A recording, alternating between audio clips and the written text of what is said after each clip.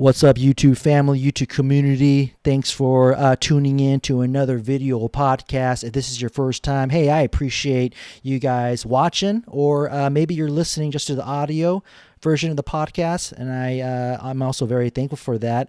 Just to let you all know, I started this about 3 months ago. I got a lot of different episodes with different Asian American church leaders and pastors, just talking about a lot of current events. So thanks so much for watching or listening on the audio. For those of you guys who are listening on the audio, just to let you know that I do have a YouTube channel. It's youtube.com/PJS Center, and go check it out. I got a lot of cool stuff on there. I'm a lover of coffee. I got a vlog and some other creative things that I got going on there. It's kind of like my creative outlet.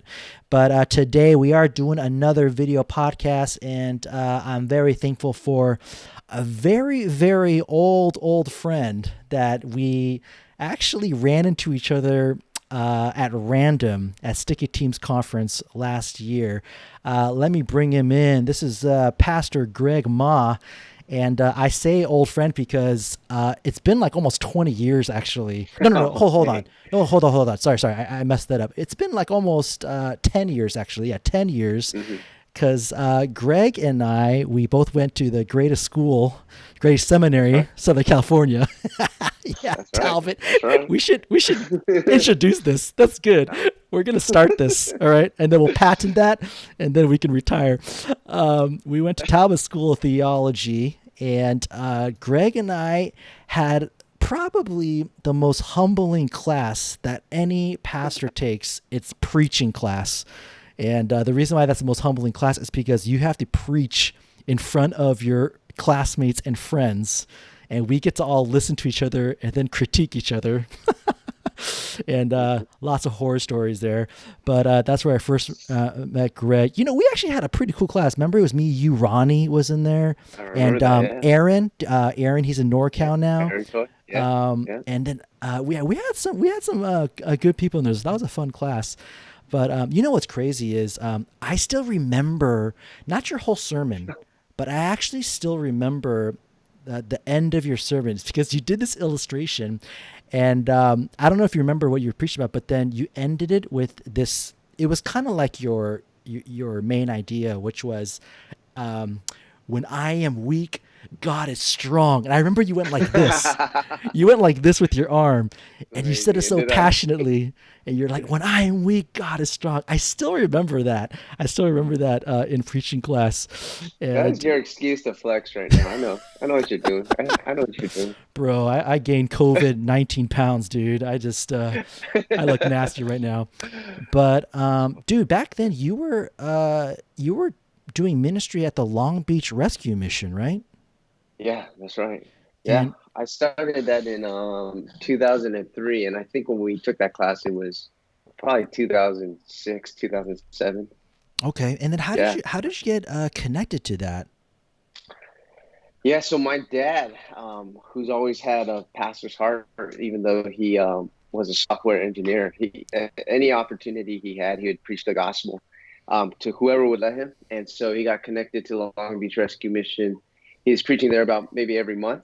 And then, it's interesting. At the same time, I wasn't in full-time ministry. I just loved teaching the word. I was at my church preaching to like youth, junior hires. But I've been praying, God, use me, let me preach to people. And then I even had this prayer. I'm sure every young pastor prays the same thing, but God, I want to preach to like thousands of people. I want to preach to like tens of All of thousands us, of man. people. And All of us wanted yeah, that. man. Yeah, but I mean, at the time, I had like 15 junior high students that I volunteered to teach at. And my dad was at the Long Beach Rescue Mission. And then, he gets this call to go up to San Francisco to pastor a church. And that was going to be his first like pastor gig. I And so he took remember that call. this. Yes, and then you Yeah, took yeah. over, right? Yeah, and I we were remember at the dinner this. table. Yeah, we were at the dinner table, and he says, "Greg, I'm going to San Francisco. We need somebody to carry on the ministry at Long Beach. I want you to go preach." And at the time, I'd never preached to anyone other than junior hires. I've never preached to anybody else outside of our church, and I just remember just weeping.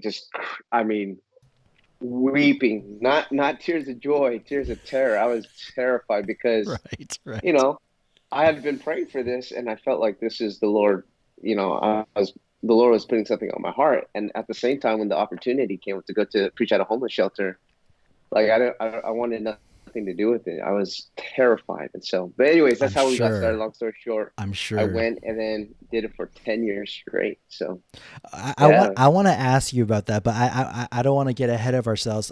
Just for those who are watching or listening, why don't you go ahead and kind of introduce kind of your ministry right now, what you're involved in, and just kind of a little bit about yourself and your family, just so our viewers can get to know you. yeah. So so I'm Greg. I'm a teaching pastor at South Bay Community Church. That's in Torrance, California.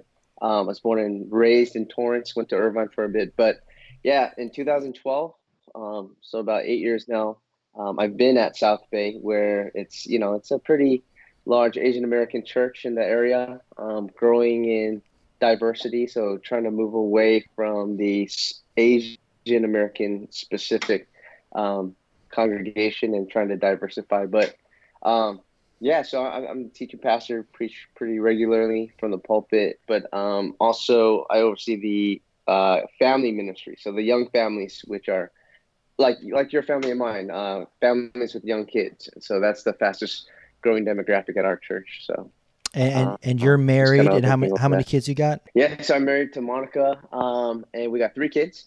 Evan is turning 10, Karis is 7, and then my youngest daughter, Aranea, just turned 3. So three kids. Okay, all right, all right. I have three kids myself, but I'm a little bit behind you. My third is a 7 month old baby, and so I'm still in that stage right now, and so the days are long, bro. The days are long. Uh, um, Congratulations, man.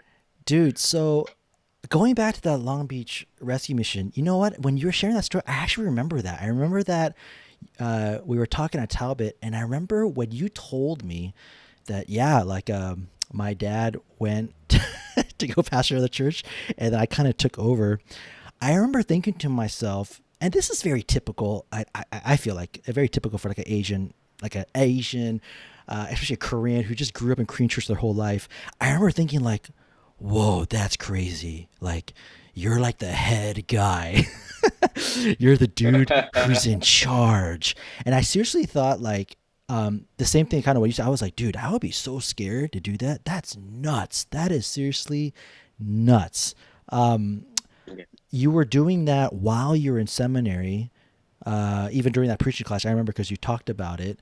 But Yeah. I got to just assume right now the Long Beach Rescue Mission wasn't a bunch of Asians, right?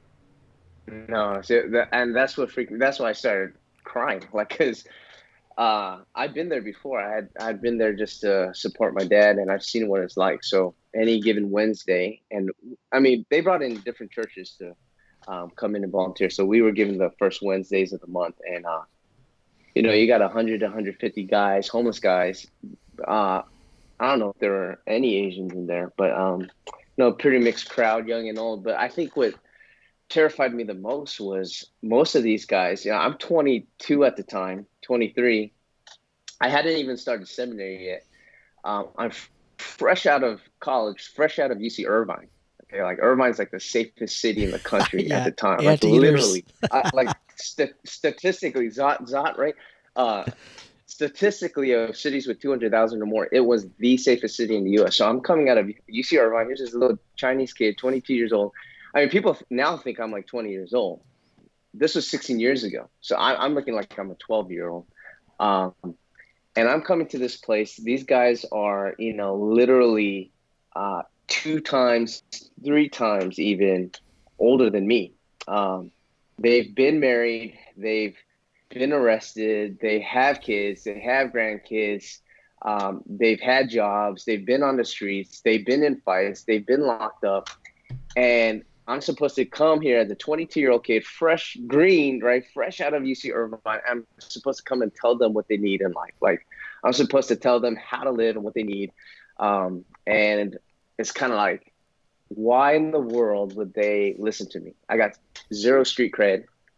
Um, I'm barely starting in life, and it's just intimidating. I was like, I can't do this, you But know. but I know nothing. but dude, like looking back at it right now, it makes me a little bit jealous because you got to experience that, like straight up non Asian, non kind of Christian world type of ministry, and you got to actually experience that. And I feel like a lot of us, I feel like most of us, we are in a mono-ethnic church, which is fine. There's nothing wrong with mono-ethnic church, but um, we never get to experience, like, to talk to not just to homeless people, but just talk to non-Asians, and Yeah, yeah, trying to relate to them, where our jokes, we can't use our jokes, or we can't use, like even our right. cultural kind of like nuances. Like, it doesn't make any sense to them. So for you to get that experience,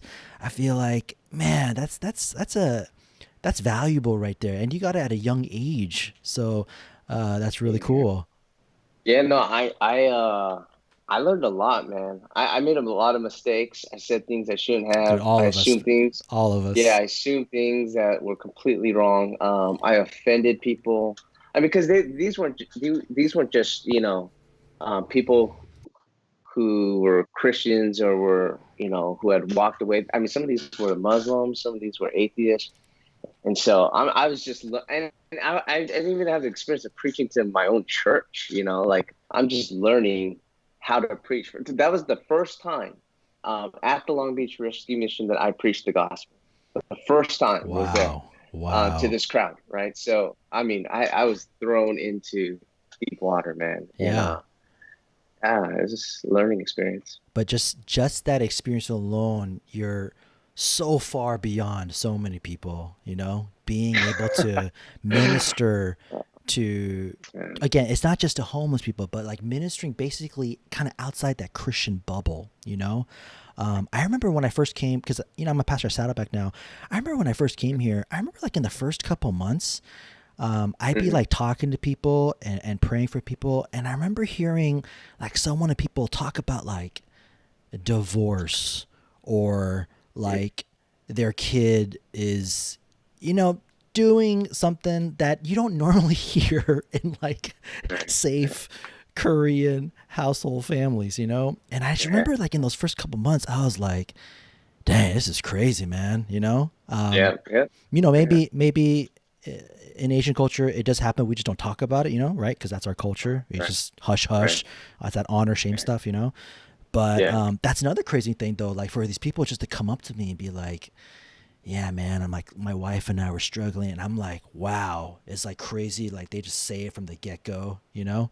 Right. So I remember that like totally hit me with just a new experience in my first couple months at Saddleback. Um, Yeah. Dude, Yeah. right now with everything is going on, how is like your family safe? Are you guys doing okay? And how are you guys? Do you guys like go out of the house ever?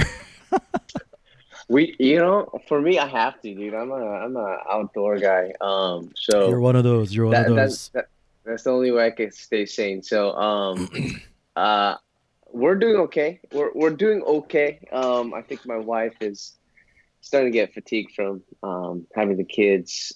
Three kids every single day. So, I actually my staff is back at work. So, she'll offload the kids at my office, every day for a few hours just because she just can't do it every hour of the day. So Yeah. besides that, we're healthy, we're safe. So yeah, so I've been doing a lot of just like I surf a lot, I mountain bike a lot. That's something I picked up, and that just keeps me sane for sure. So you're So you're going into the church office then? yeah, we are. Yeah. Are you guys like Uh, wearing masks and stuff? yeah, yeah, we wear masks. We not the entire staff is back, but uh those of us who are, we have our protocol, we have our social distancing, and so Do you know yeah, what's yeah. what's I mean, even though we're all in the office, we do staff meetings through Zoom. So yeah, Yeah. yeah, we can hear each other through walls, and then it's like echoing. But Do yeah, do you know what's really hard for me is that I fully know this about myself, but I'm that parent that worries. I worry about so many things, and man, I'm like so scared that my kids will get sick. And Yeah, yeah. especially my baby, like if my baby gets Mm. sick, yeah, I don't know what's gonna happen to me. But Yeah. even my wife and I talked about it. Like we don't live in a house. We live in a 2 bedroom apartment. And I Mm. remember my wife and I, we talked about this like last week, and I was like, dude, there's no way for us to quarantine in here. there's nowhere to quarantine. And like there's if you take one room, that's like 25% of the apartment. So I Yeah, was like, we gotta yeah, we yeah, gotta yeah, just yeah, I play it very safe. Some people think I'm playing it yeah. too safe, but man, I don't know what else to do. Yeah, we had a couple at our church who actually the parents got diagnosed with COVID. Hmm. But before they got the results back, they were just having the symptoms, a fever. So they same thing. They're in a apartment as well. I believe it's two bedroom, but yeah, they had to isolate and stay locked in their room, and their kids had to stay locked in their room, and it was just terrible. It was a terrible Crazy, situation. dude. So Yeah. Like yeah, that so that's exactly what my wife and I were talking. I was like telling her like, dude, if one of us gets sick, dude, it is bad. Like, and especially my wife because she's still nursing. I was like, dude, yeah, like, what are you gonna do if you get mhm, sick? So yeah, man, yeah. I'm freaking out. You know the whole stay at home thing though. Like, I'm a huge homebody, so like I'm Okay, fine. you like it? I love it, man. Okay, okay. I I love being at home. I don't mind it at all.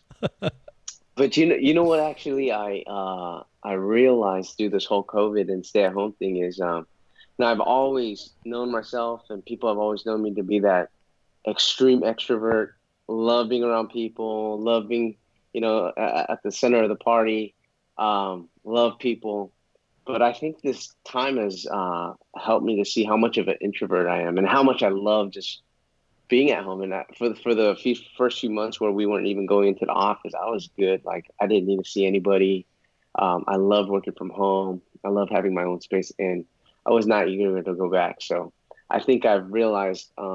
I don't know if it's always who I've been, or just as I'm getting older, I'm just going down the spectrum and being less extroverted, more introverted, and just getting my strength and You, injury from that. you got to go take that Kersey's temperament sorter again. Take that test. Yeah. Take that Are Myers you? Are Briggs. you? Are you? You're not an introvert, are you? No, dude, I'm an ESTJ. Okay. Yeah, I'm an Just, but ESTJ. but but you're totally good just being Yeah, but locked up in the home. I'm fine at being a homebody though. Like I I definitely feed off of people's energy. So like I'm like you, dude. Like Yeah. if I could get one person to laugh, oh dude, I'm gonna like give them my best material. And I'm Yeah. gonna try to feed off their laughter for Yeah. as long as I can, Yeah. for Yeah. sure. But yeah, I do love being at home. Like I don't have to, like for my wife and I, like dude, when we were going out, we were not adventurous. Like we don't have to go like zip lining or something like that. We were totally fine, just like watching a movie or just getting some ice cream or something like that. And I was okay with that. Wow. Okay. That's cool.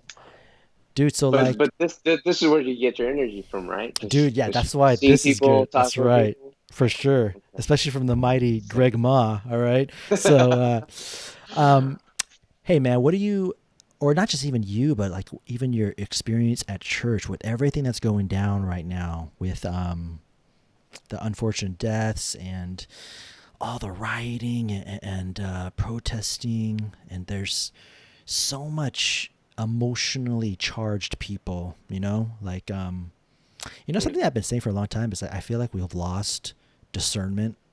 I really believe like this generation, Gen Z, lacks a lot of discernment and wisdom. Like basically in application, that means they're very quick to make decisions, very quick to believe one tweet. Um, mm, just critical thinking. I think that's a good way of putting it. That's going down a lot. The ability to have critical thinking skills. Um, how are you processing everything that's going on? Just it's kind of the social pandemic that's going on. yeah. It's been hard. It's been really hard. I think trying to uh, navigate through it all, process it all, and then lead well through it. I just honestly, if I could be real, just the pressure to lead well and to lead right. and um, to say the right things, um, to start the right initiatives. Like, it's just hard. Like, I confess, like, I wish I didn't have to do it. I wish I didn't have to lead through this, but it's the privilege that God's given us right now. We have to, right? We have to do it well, and we need to leverage that. So, but it's it's hard because at my church we have a growing demographic, and we have a good number of African Americans, blacks at our church. And then we also have a good number of whites, Caucasians at our church, among others. And then we have a lot of Asian Americans. And it's like, I mean, if you think it's divided, you go on social media, right? You see the, polarization and the different opinions. Man, that's our church. I mean, we got Republicans, we got Democrats, we have liberals, we have conservatives, we have, I mean, it's almost like you can't say anything right. Even if you're straight down the middle and you're trying to stay straight, let's keep it to the Bible, you're still not saying anything right in people's opinions, right? So, yeah, it's been hard. But so trying to do a lot less talking right now and just listening a lot to every side, not just the victims of racism, not just the Black and African American community, not just Asians who feel like they've been victims of racism, but just everybody. Yeah. The police officers in our church, and we have a lot who've been going through a very difficult time because of all the flack they've been getting. Yeah, just listening to everybody. Yeah, listening. I feel like there's so much yelling, dude. It's just everyone's yelling at each other. Everyone's hating on people. Yeah. Like I said, it's like emotionally charged people, and like I think the quarantine probably made it worse because everyone's cooped up, and so dude, the lid just blew off. It's like a volcano of just emotions. Did you watch the George Floyd video, like that full video where you see him like die in the video? Did you watch that? Yeah, I did. I saw it. I believe right when it came out, before it even went as viral as it did. I saw it very early on, and I remember my first thing I said to my wife, and I said to my friend who I was with. I said, "Hold on to your seats, man. This is gonna get crazy violent." Yeah. And I just knew in my heart of hearts, I'm like, "This is get." I mean, because Ahmaud Arbery had happened, and that was stirring up a lot, but it wasn't nearly the response on the level of George Floyd. But before anything happened, I said, turn on the news tomorrow because watch, it's going to get violent. And sure enough, we turn on the news and fires and riots and looting. Like, I was like, I knew it. Dude, that video though, like it was eerie watching that. Like I watched that, and the first thing I thought to myself was, dude, this is like a movie, but it's not. This is like real life, and I'm literally watching a guy die right now. I felt so weird, I felt so weird. Yeah. Not just that, but it's my first thought. Okay, like I know that he's still got to go through trial and everything, but my first thought was like, I'm literally watching a guy get murdered. Right. Yeah, I mean that's another level.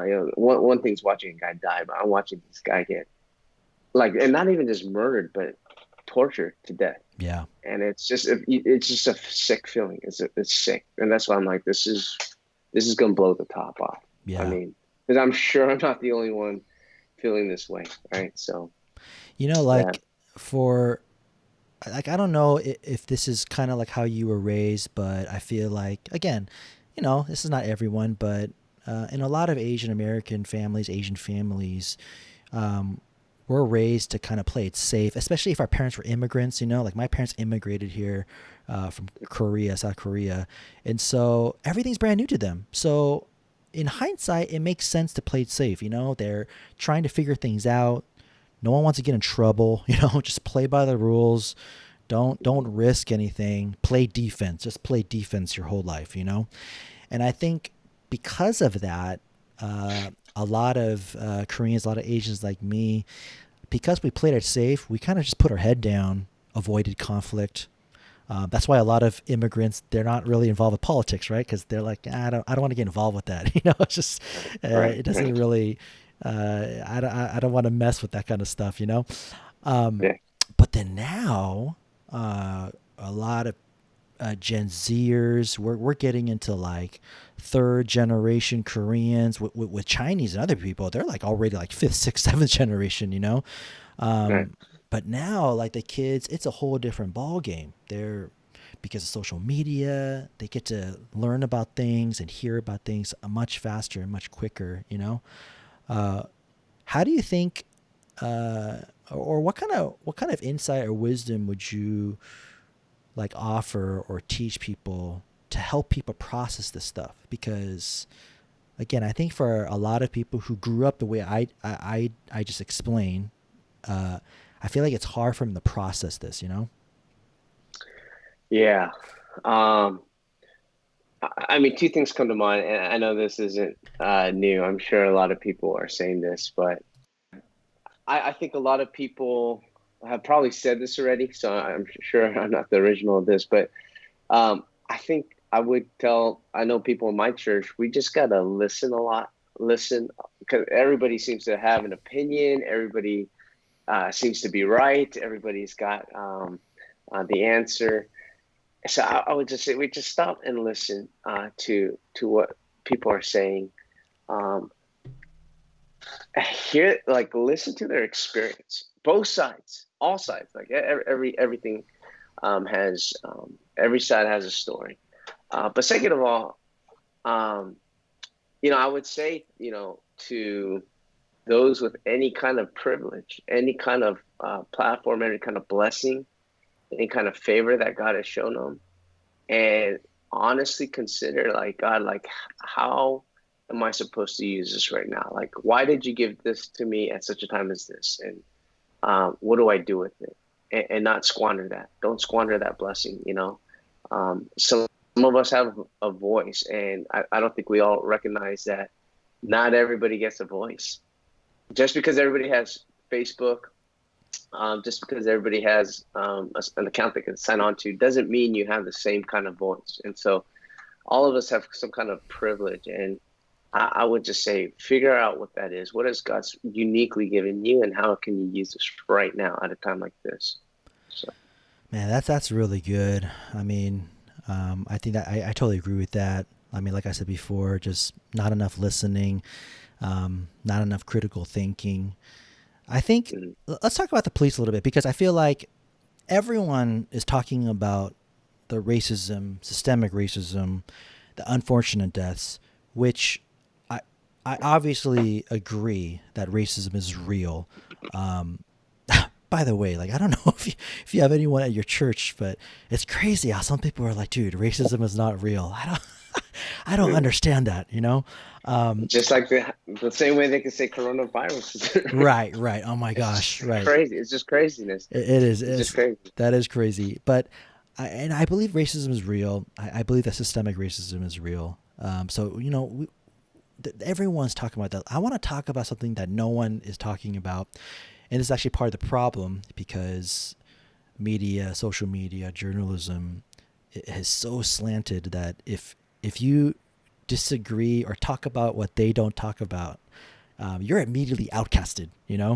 Mm, So let's mm, get into some edgy territory here. Let's talk about the police because mm, I have close friends that are officers, and mm, I try to actually text them or like Facebook chat them like once every week, 2 weeks, something like that. And I always try to tell them like, hey man, I just want to let you know I'm praying for you, dude.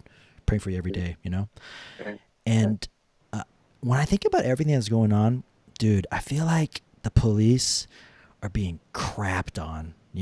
Like Mhm, just all of them got thrown into the same you're all racist bad cops. mm, And that makes me so angry because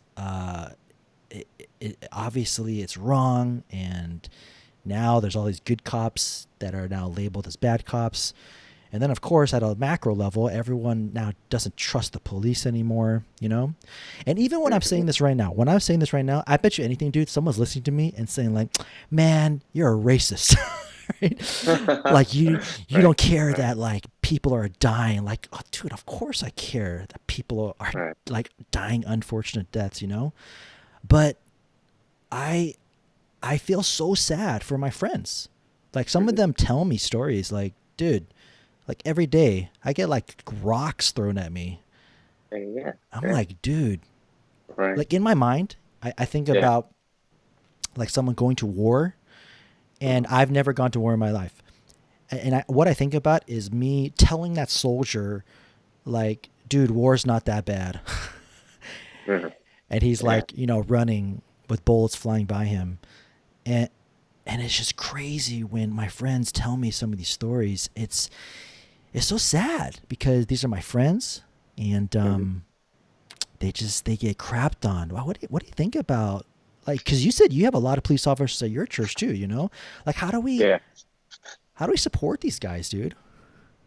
Yeah. I mean, I'll tell you honestly. Right after George Floyd happened and everything just went nuts. I'm reading everything on social media, in the news. I'm just getting fed like a ton of stuff, and of course, this is all forming my thoughts and my thinking as it's doing to all of us. And I remember going to pick up food. I went to a restaurant here in the South Bay. I was just picking up food, and a group of three cops came in.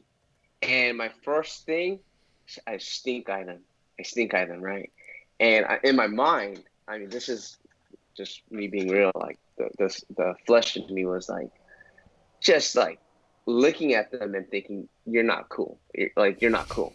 Like, you guys think you're powerful, but you're not. And then I caught myself like just with all these ill thoughts towards these guys. I have no idea who they are. I've never seen what they've done or haven't done. And then I start seeing my friends from my church in that uniform. And I'm like, oh, that's not cool, because I know these guys, these friends of mine, and they're good guys. They're good followers of Christ. They're good men. And I know that, I'd love to believe that they're good cops. And if they were there in that uniform, I wouldn't be thinking that. But naturally, I just have this prejudgment. I've already blanketed Right. this person because they have a uniform on. Yeah. And so right after that, I was just convicted. Right after that, I texted a couple of the friends in my church who are officers.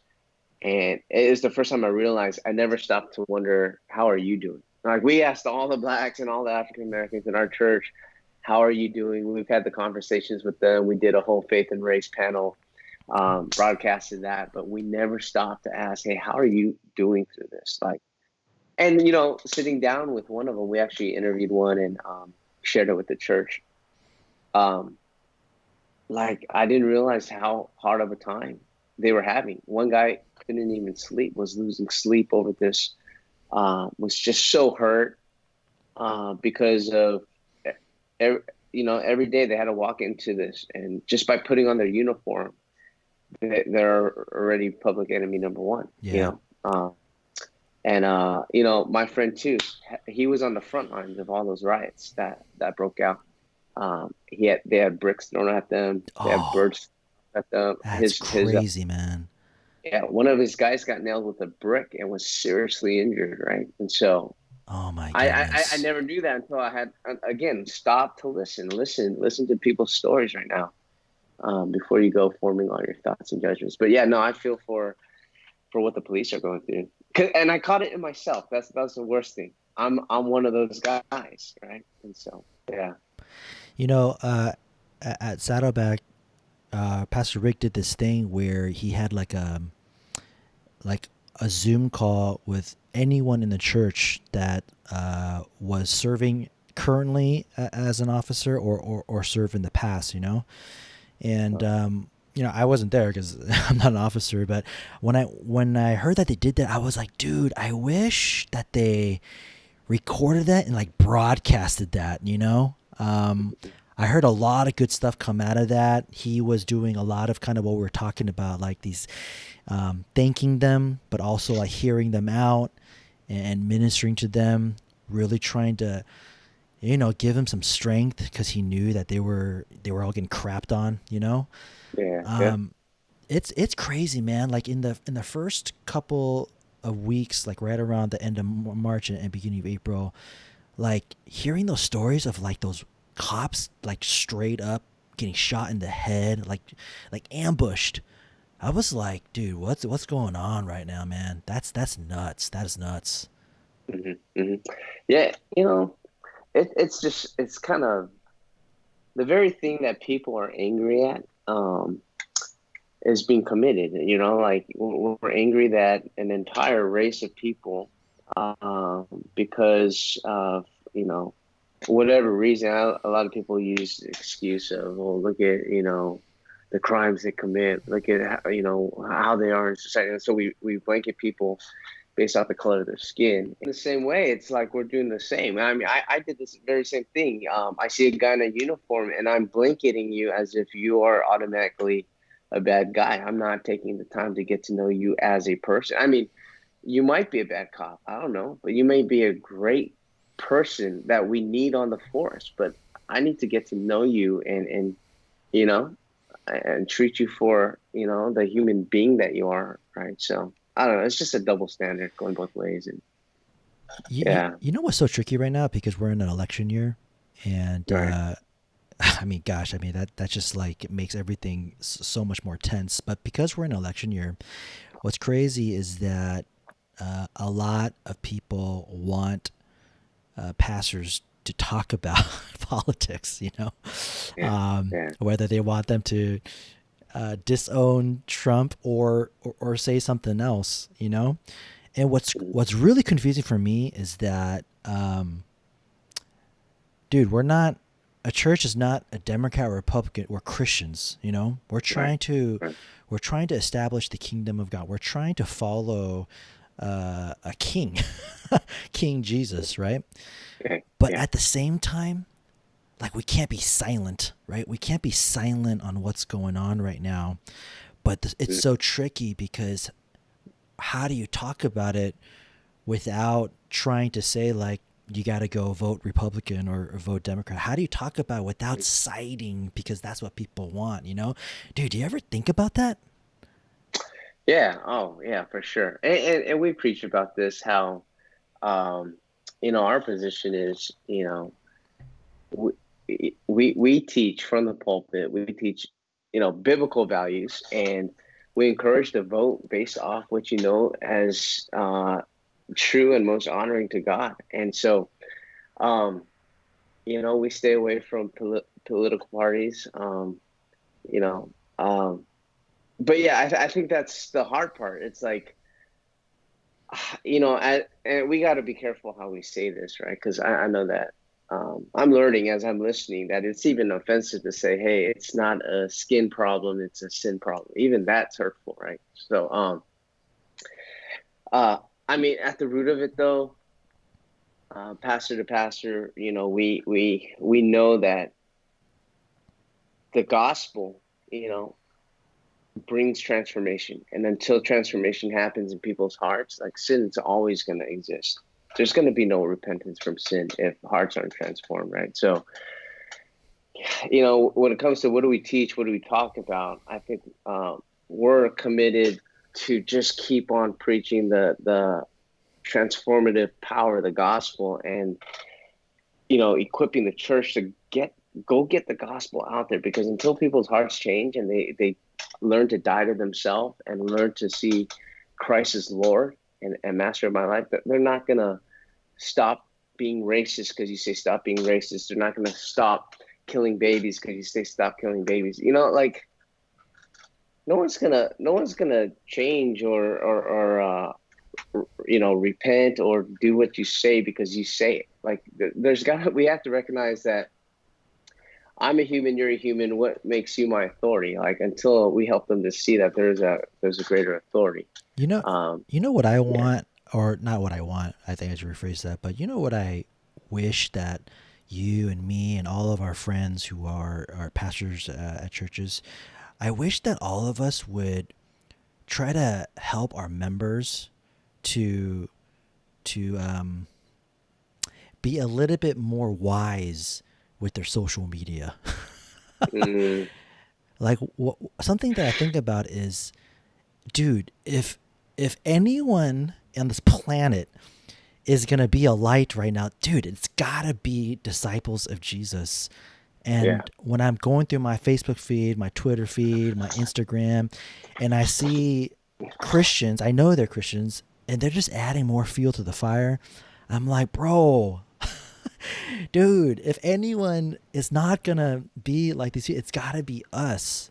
And then Yeah. I'm not saying like be silent, but what I'm saying is like, dude, post something that's a little bit more wise and strip it of the cursing and swearing. It's crazy, man. I'm like, Well, and well, I mean, not even just the cursing and the swearing, but even the opinions that are watering down your testimony. right. And I think honestly, it's the responsibility of us as brothers and sisters as a church to call each other out when it's crossing lines. I mean, I've had to have conversations with people in our church and say, hey, I don't think it's wise right now to be posting at all for you in particular, because obviously, and we had a very honest, fruitful conversation. It wasn't belligerent at all, but I was saying I don't think this is helping your witness or your testimony right now, and she knew it. She knew that she was so emotional, and reading everybody's posts and opinions was just really just stirring this fire in her, and she just had to fire back. And um, you know, bless her heart, like she just signed off and just disbanded, and just got off of Facebook. And I think we just need to call each other out on that, because I mean it's sad to me as a pastor, especially when I'm seeing friendly fire. I'm seeing people from my own church family going at it on a public forum like that. It just breaks my heart, right? And so What we gotta, something yeah, I find just mind-boggling is with social media that people for some reason think I can say whatever I want. It's yeah, so mind-boggling. Obviously, you have the freedom to do that, but then right now I'm bounding now our conversation in the context of those who believe in Jesus. I find it mind-boggling that Christians think they could say whatever they want, even in like negative ways. And I want to tell these people, like, what's the difference of you writing that out and then going to someone's face and like cussing them out? Like, why? yeah, It's so crazy. I don't know if it's a maturity thing or just a lack of, again, critical thinking, that they think that, oh, because I'm posting it, it's not the same, or it's like it's less harmful. I would say it's even more harmful now because our yeah, world is a much more digital world. And it's yeah. nuts, man. It's nuts. Like we have, like seriously, man, we lost all wisdom and discernment, man. Yeah, yeah. And honestly, I think social media is revealing our faith. I think it's revealing our faith, because in the sense that um, when Christ calls us to deny ourselves, pick up our cross daily, and follow Him, I think what social media is showing us that some of us don't want to deny ourselves. Some of us don't want to submit to Christ as Lord. But I want to be king right now. I'm on the throne, and I say what I want to say, and you listen to me, right? And so it's testing our faith in the sense of, do you seriously surrender to Christ as Lord, or are you acting as Lord right now? Um, and so I don't know. I really do feel like if we are honest followers of Christ, we would seriously evaluate what we say, what we post, and is it honoring to Christ? Does it make him look good or not? Bro, So Luke 9:23, man. That is amen, some like one of my favorite verse. I bring up that verse all the time, man, all the amen, time. And I always amen. tell people the same thing. I'm like, dude, deny yourself. Just those first two words, man.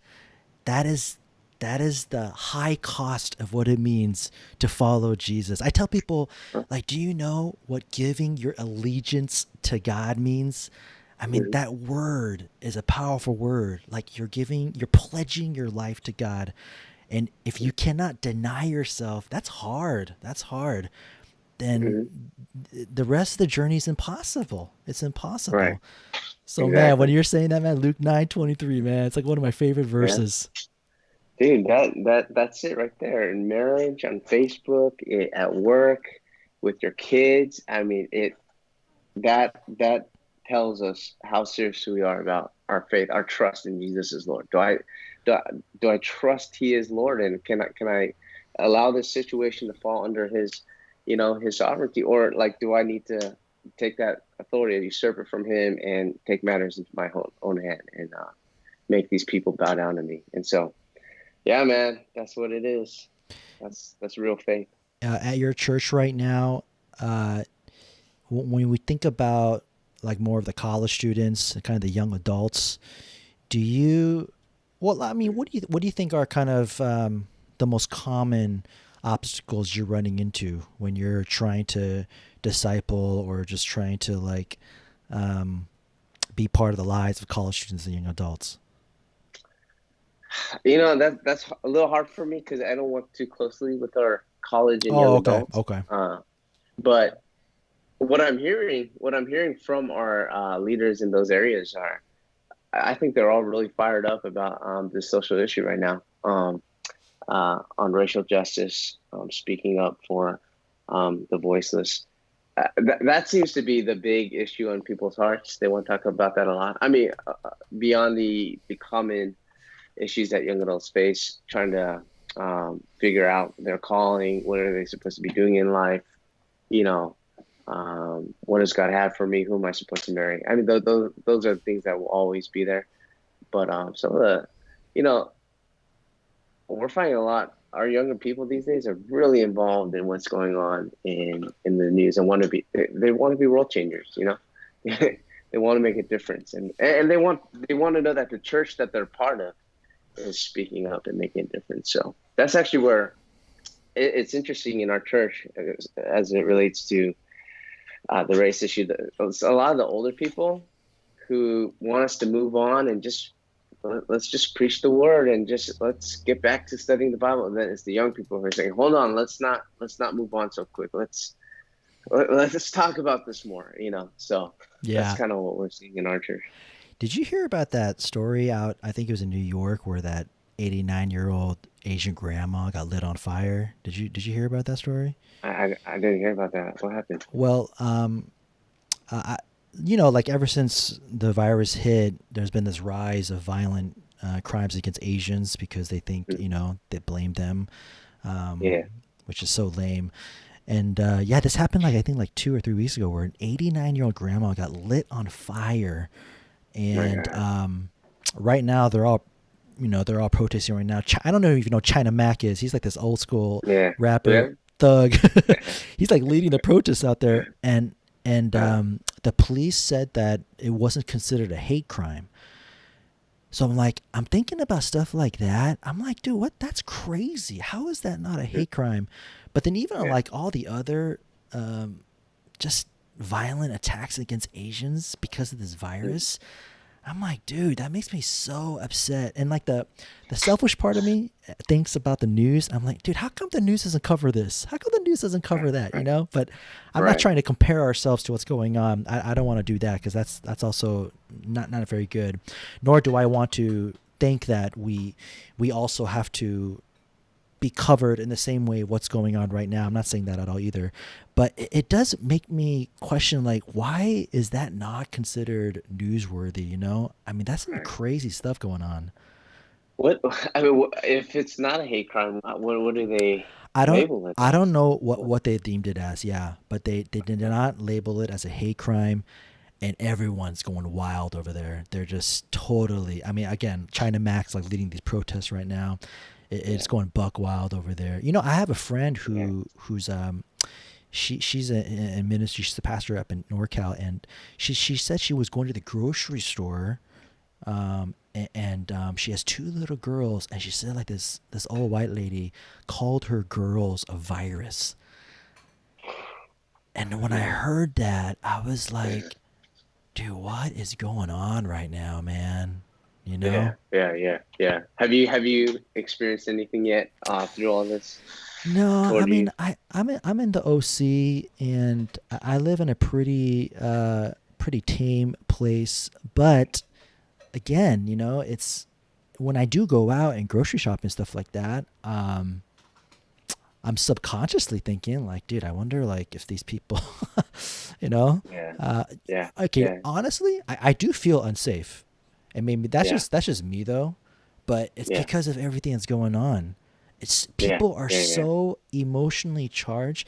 I don't know, some fool's gonna kind of tackle me to the ground. It's like Right, nuts. right, And right, I'm right, not saying that I live in a city where that happens all the time, but I'm just saying right. like, dude, everyone is so pissed off that it's like I don't know what's gonna happen.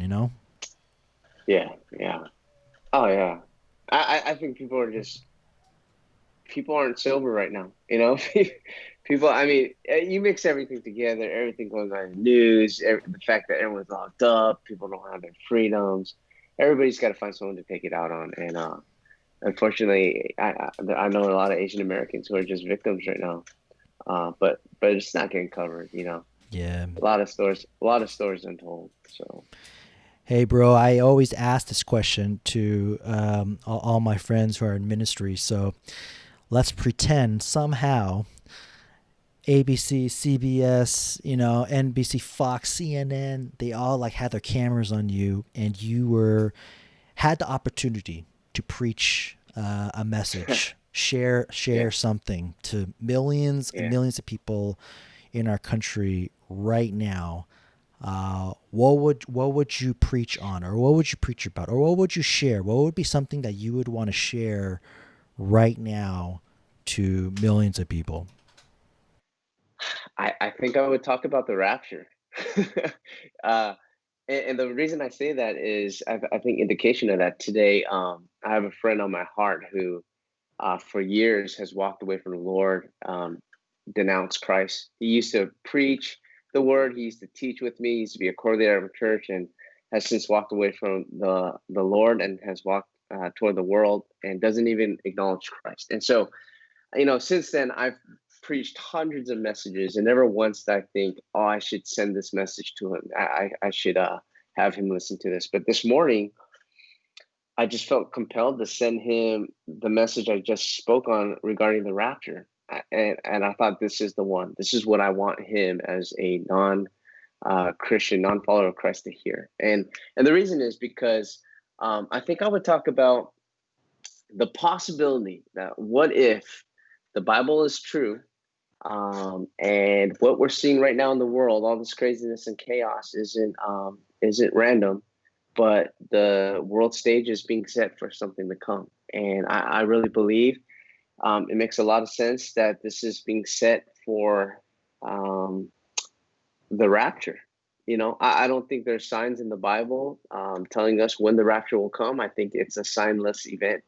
I think there are signs to the second coming, but given the position I take, if they're pointing to the second coming and the second coming is at hand, the rapture is even nearer. And so I would just paint for the picture for them. Because a lot of people are scratching their heads right now. Can it get worse than 2020? Can it get any worse than this? And the answer is absolutely. You can stop scratching your head because it's, I mean, just to paint the picture, what's it going to look like when all the spirit-filled believers are removed from the earth? The church is gone, and in a very real sense, the Holy Spirit of God is in a way removed from the earth. Not to say this Holy Spirit of God isn't still going to work on the earth, but in the sense, if all the believers who embody the Holy Spirit are gone, and there's no one else bearing the fruit of the Spirit, and you're living in a world void of love and joy and peace and patience, kindness, goodness, faithfulness, gentleness, self-control, and all that's gone. And what's in place of that? And Galatians 5 kind of paints a picture for us.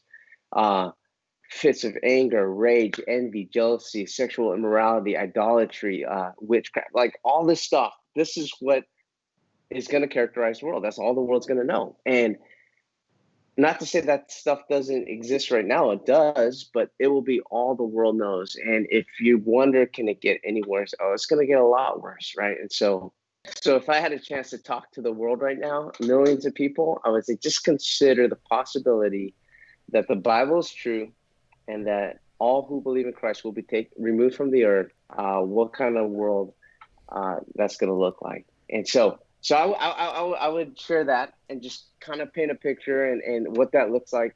And then I would say to everybody, whether you're a believer or not, I would just say, please evaluate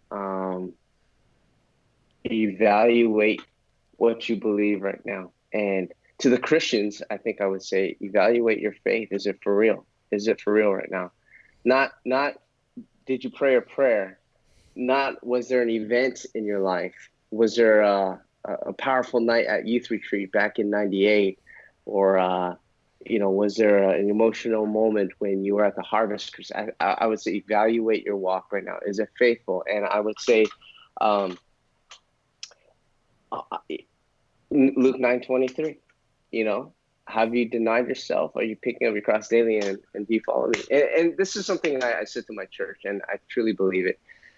There's a lot of people at my church, I'm sure all over the place, who want the church doors open. Like they're fighting, they're protesting, right, for the church doors to open the church. We got people at our church saying the same. And I'm wondering what if it is God more so than the government who's closed our doors right now? Like, what if it is by grace? Like, this is a season of grace that God has shut the church doors. And I'm sure the question is, how could that be God's grace? Well, what if God is trying to make a point that walking into a church building once a week doesn't save you, doesn't make you a Christian? And so far too long, for far too many people, we've had this false sense of security, this false sense of spirituality and salvation on the fact that, hey, I go to church, and so if the rapture were going to happen, I'm there. And if I were to ask people 6 months ago, hey, if the rapture happened right now, would you go up? And I think a lot of people would think and say, I think so, because I go to church. My family goes to church. And I would say, walking into a church doesn't make you a Christian, just like going to the beach doesn't make me a surfer. Sorry if I'm preaching right now, but No, this is good. I went to the beach one time. I was getting ready to surf, and I was putting my wetsuit on and getting ready to go for a surf session. And this guy next to me, he's putting on his wetsuit, and I look at his surfboard, and I could tell that he's a beginner, like he's a beginner surfer. So I'm watching him, and I'm still getting ready, and he walks down to the sand, and he puts his backpack down. He takes out his cell phone, and he turns toward the beach and starts taking selfies. Right, takes selfies with the ocean breaking in the background, wetsuit on. He's got a surfboard in the background, and then he puts his phone back into his backpack, and he comes back to his car, changes back into his normal clothes, and goes home. And I'm thinking, what a poser! Like, what a poser, right? Like, this guy straight Instagramming his friends, hashtagging surf life, hashtagging beach life, and you're not a surfer. Just because you go to just because you go to the beach, you're not a surfer. And I would ask you, are you willing to go in? Like, are you willing to paddle out, even when the waves are strong, even when the water is overwhelming? Are you willing to paddle out? Because then that makes you a surfer. And I would say to Christians too, right now, evaluate your walk. Just because you walk into a church building doesn't make you a spirit-filled believer. And I would ask, are you willing to walk it out? Are you willing to follow Jesus? Are you willing to, when the road is tough, when the waters are overwhelming, like, are you going to follow Jesus every day? And I really feel like right now, our church doors are locked. And I think it's God's grace, because he's allowing us to really evaluate our faith. And it's revealing, like, have I based my spirituality on my church attendance, or do I walk it out with Jesus like every day? And I would challenge every believer. So I think that's what I would say. And then to the rest, I would say, if you're not walking with Jesus, this is the time, because 2021 doesn't look like it's going to get better. And once Christ appears in the clouds, oh man, I hope you're there, so. Bro, can I just say that I think you're I don't know, maybe like the 15th or someone person that I've done this with. I gotta say, your answer to this question, this message, is the most creative answer I ever heard, man. Preaching about the rapture, dude. When you said that, I was like, dang, that's that is freaking awesome, man. Oh my gosh. Yeah, This was the man. most creative answer. And there are two things you said in there. Dude, I'm gonna steal it from you, okay? I just thought of these two ideas. And don't worry, I'll give you credit, okay? I'll give you credit. I hate stealing things and not giving credit because I don't want No, someone you to do what you gotta call me out. But I will definitely give you credit for it. But man, you said two things in there that are so good. I'm gonna use those two ideas. But man, what a great sermon right there.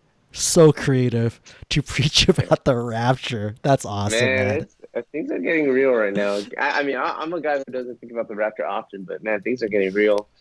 I That is think I think the stage is set, man. We just got to be ready. That is awesome. All right. Hey, I want to give an opportunity for all of our viewers and those who are listening on the podcast to plug your church. I want to promote your church here a little bit. So, where can people find your online service? What time? Is it on Sundays? Is it on Saturdays? And what are some ways they connect with you, whether it's website, YouTube, Facebook? What do you got going on? Yeah, so our website is southbaycommunitychurch.com. You could just go to YouTube, SBCC Live, and just type that in. You'll find our Facebook, Instagram, and YouTube at SBCC Live. Our services 3 times a week, 5 p.m. on Saturdays, 9 and 11 on Sundays. All our services can be found through YouTube or through our website. So, yeah, if you need a church, if you just want some extra word, come in and join us for worship. So awesome. Okay, so for those who are watching, in the YouTube description below, I'm going to put those links in: South Bay Community Church website and their YouTube, Facebook group, SBCC Live. Put those links in below. Check out their church. Pastor Greg Mah, teaching pastor, preaching awesome sermons like the rapture. I love it, bro. That is some good stuff. Good stuff. And man, thanks for being here. I appreciate your I time. had fun. I appreciate John. Thank you for thinking of me. Thanks for remembering me. And I had a good time with you, man. Thank you. Thanks, man. I ain't really changed like they thought I would. It's like another day in the good. Laid back sipping, sun rays on the pad. Ain't no worries when you're winning, ain't no way to be mad. Cookout vibe, got the whole fam present. Life is a blessing, thankful for every second. Best foot forward, I'm two-stepping. Best kept secret, I'm two weapons. Who weapon but I know about it, baby.